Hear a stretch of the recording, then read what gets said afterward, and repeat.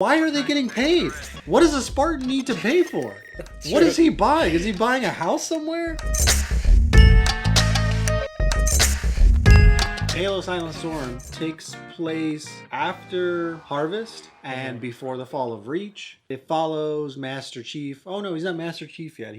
They follow John. Like a petty officer or something, right? Yeah, I think he's just a petty officer. He's a team leader, but he's a petty officer, and they follow him on a mission to infiltrate the enemy ships and blow them up from the inside because human ships are weaker against the alien ships, and the only way they can destroy them is by getting the Spartans inside of them. So their mission, Silent Storm, is to basically, it's like a Black Ops operation. They have like stealth ships, and they're boarding enemy ships, they're blowing it up from within, and the whole story is about them completing that mission, and John 117 learning how to be a leader. Yeah, blowing them up or capturing if they can, because they're still trying to learn about the aliens, the Covenant, see how their fleet works or weapons. Yeah, they're trying to capture weapons. Their language. It's like a total like Black Ops mission, and I love it, right? Because they're like stealing technology, stealing weapons, infiltrating. It's like he's Rambo or something. He's just gonna infiltrate the enemy's camp.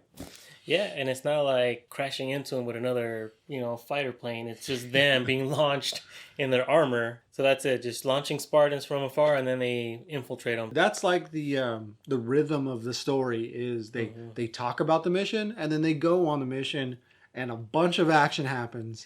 Yes. And then the mission's over. They talk about the aftermath of the mission. They talk about the planning of the next mission, and then they go on the next mission. It's like every other chapter or every third chapter is always some mission and some action happening, which is great. Like if you want an action story, this is it. It's like nothing but action. And it's the Spartans. It sounds like they just graduated, right? Because they're being tested. Because the ones leading the force are the ODSTs, the orbital drop shock troopers. Yeah. Because they drop from orbit, orbital drop shock troopers.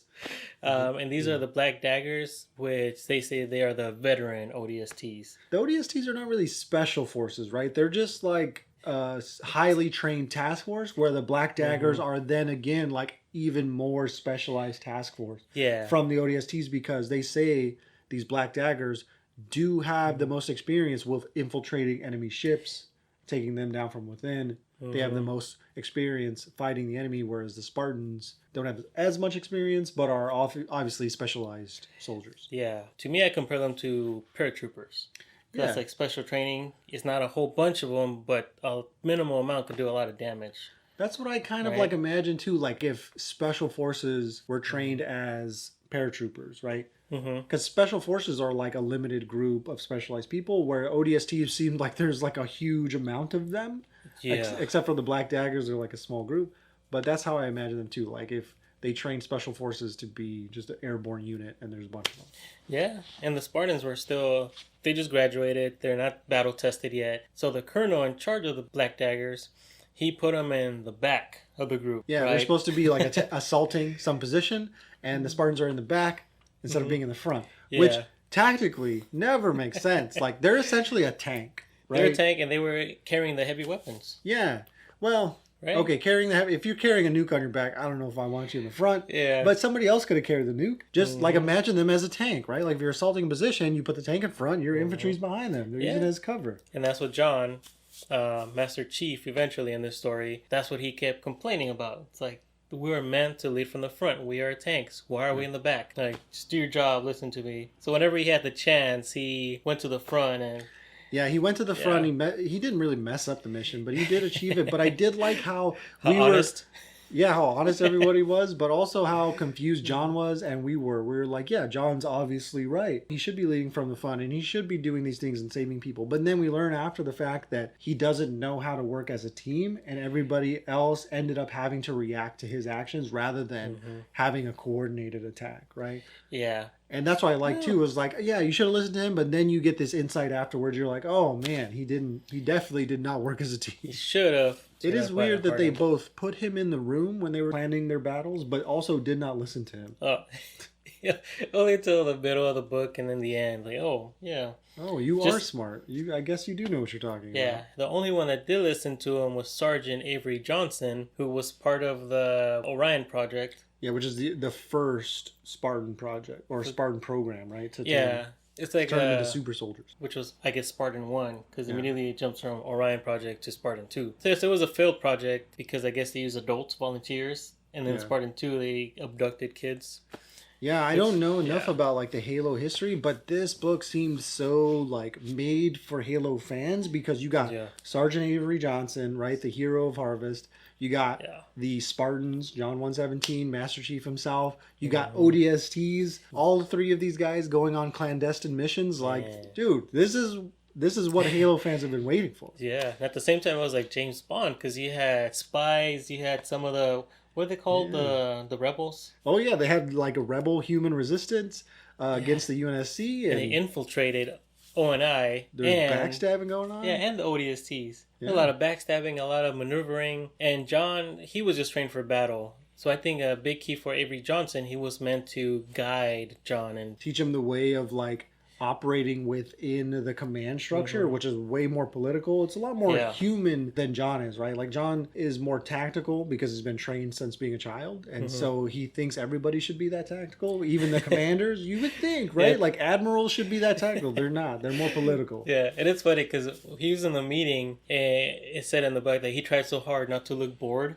Because he already knew the answer. He already knew the answer. He's just waiting for them to make their way up to the answer. Yeah. So it's funny just because you kind of get to see how he thinks. And Avery Johnson is the only one because he was technically trained to be a Spartan. He has Spartan training, ODST training, sniper training. That guy's badass. He has his own book. And it was funny because John could tell that Avery was looking at him like in meetings, like trying to figure him out, trying to see how it works. I know it's super awkward. Some dude is just, some like grizzled sergeant is just staring daggers at you and be like, he would just look back like, okay. But then John's like, I don't know what he's playing at, but whatever game he's playing, I'm going to win. Yeah. Like he's competitive at everything. Even things he doesn't understand, he wants to win. I do like how he doesn't know everything. He's 15. I think in this book. 15, 16. And that becomes a big deal in the book. Like, everybody's talking about it most of the time. Like, I think because, one, the colonel didn't want kids to be thrown into battle. And two, you got this kid that's not even in high school yet. And you're supposed to listen to him. You know? It's I get that he didn't want to send kids into battle. But also, like, again, he's like a captain, admiral, whatever. He should know these guys are coming straight from ONI. They're highly trained, highly classified. It's like being handed a weapon. You're like, does this weapon have enough experience in battle? No, you just look at the weapon specs, figure out how best to employ it, right? That's how I see the Spartans. They're just weapons. So I don't understand why he struggled so hard with how to implement these weapons. Also, if they're just weapons and they're property, why are they getting paid money? Yeah, I know, right? There is a mention in the book where they figure out their age because they look at the pay date for these Spartans. They go all the way back to the first payment date, and they're like, okay, I do the math, and your first payment date was XYZ. But why are they getting paid? What does a Spartan need to pay for? What is he buying? Is he buying a house somewhere? Yeah, that's true. For what they're made and what they do, everything should be already covered, right? Yeah, I imagine he lives his life in barracks. He does nothing but train. It's not like he's going to go see the new Marvel movie and he needs money for tickets. I'll take some time off. I'm going to go on vacation on this moon. Like, no, the dude doesn't take time off. He's owned by the UNSC. He's property of ONI, created by ONI to be a weapon. You don't give your M16 a paycheck.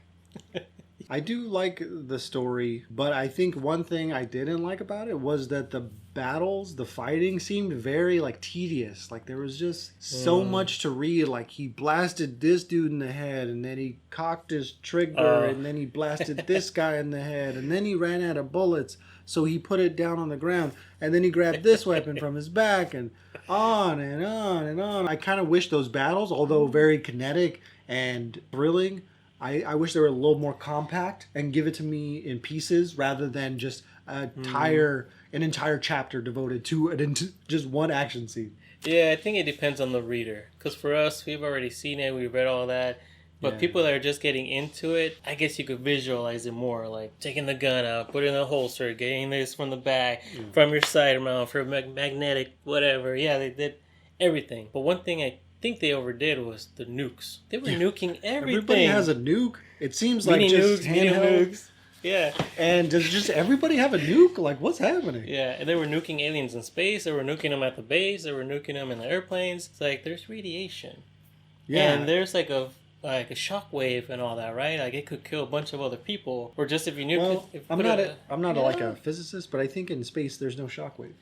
No, because there's no air in space. Yeah, I but think the shockwave is here on Earth, and it's like air. So being then the nuke compressed. wouldn't work. Well, the nuke would work in that it blows things to pieces, but I don't think there would be a shockwave. just for like If you're an astrophysicist, let us know in the comments. yeah, like would it blow up just the It would spaceship, send, the fighter? it would send shrapnel everywhere, and it wouldn't slow down because there's no resistance, right? Yes. Friction from the air to stop it. I don't know. Right. Look at us, just trying to figure out physics and whatnot. But I just thought it was funny. The answer to everything: nuke it. Yeah. Oh man, there's an any position. Just nuke it. Like why even get that technical then? Just lob a nuke at them and just wait for it to hit it and then blow up. But it was cool because the Spartans did take over the, what do you call those? The Banshees. Yeah, that was alien cool. ships. Seeing them try to figure out how to ride the Banshees is cool because in the video game you just kind of hop on it and start driving. Like it's cool to see how they figured it out and started riding it. Yeah, seeing that part was great when they were talking about they got in the cockpit, they shot the alien in the head, they opened it, got in there, sealed it. So that was fun. And when they tried to learn I don't know if it was a tank or just an alien vehicle. They're trying to figure it out. Then they taught the humans. And at the end of the battle, it was just the Spartans left. All the humans died. All the ODSTs. Of course. It's crazy. A lot of ODSTs died. A lot. Good lord. Yeah, and then they made a big deal about infantry. Like, if you're infantry, you're like top-ish. You know? Yeah, that's what infantry does, man. The infantry talks a big game about infantry is the best and they're the queen of the battle. But, artillery's the king of the battle, man. Yeah, that's why it's like, man, you survived. Man, you're badass. Man, how'd you do that?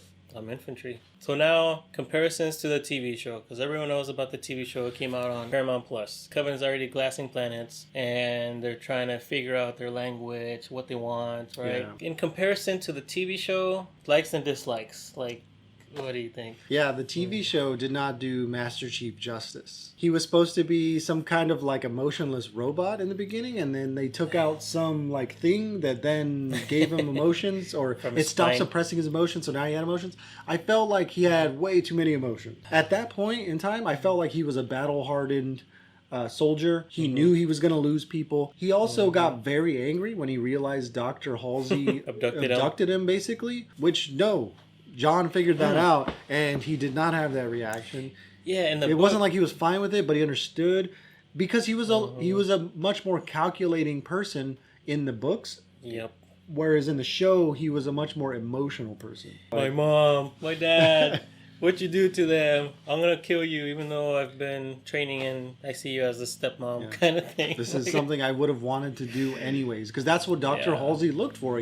She looked for kids that were going to have these tendencies anyway. But what I did like about the show was the fighting, the CGI scenes of the fighting, the graphics, and how Master Chief looked. The graphics were awesome. I liked all that. I just didn't like how they portrayed Master Chief, and the story in general seemed almost nonsensical. And his other Spartans, they were also very robotic. 2 Spartans were exactly how I had imagined they would be. They were like very calculating, kind of robotic, like they were always on mission. But then there was other 2 that were just super emotional about everything. Well, in the book, technically they are under Halsey. Halsey created them. It's her program. She helps manage them. But when they're on the field, they only listen to the one in their immediate command. But in the TV show, regardless what mission they're on, regardless of anything, Halsey controls them. Because like she also tells them to kill anyone that gets in your way. And they just listen to her like, no questions asked. Yeah, I mean, they're soldiers. They're staying on mission. When they get a mission, they're trying to accomplish it. They listen to Halsey, but it's not like a strict adherence to Halsey. They're trained to also listen to their instincts, follow their guts,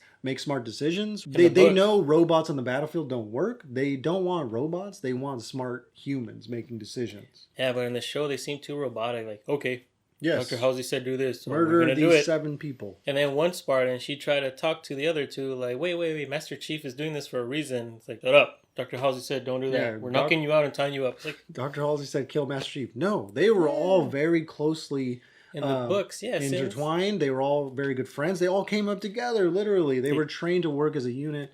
I don't think they would have easily killed Master Chief like that. They would have all had second thoughts. Because in the book, it shows you more of their relationship. They know their perks. They know one's a smart ass. They know each other. Yeah. You know, Master Chief has complete trust in them, and the opposite. And how is Miranda Keyes like 20 years old, but she's like the expert xenobiologist leading the charge on studying the aliens? Shouldn't it be like a team of very old people that spent their entire lives studying aliens? Yeah. So it just didn't make sense. Like I said, the story for the show is just nonsensical, but they're lucky. They got the fighting right. They got the Spartans right. They got the Warthog right. Sound effects. Oh, also, in the show, Master Chief never wins any battles. He shows up for the first battle, and where all of those rebels are, and the aliens are there. Aliens kill everybody. Master Chief does kill all the aliens. Except the one girl. But everybody's dead. What was his mission there? And then the next battle, he's supposed to, like, recover some artifact from the aliens, but he doesn't do that. He loses that battle. He loses the artifact. The aliens get it.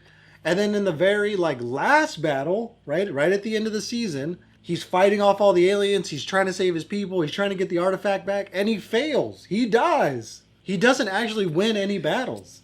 I don't know. Where in the Good book, writing, I guess. it's rare for him to fail. Yeah, I mean, the reason why he's Master Chief is because he gets the job done.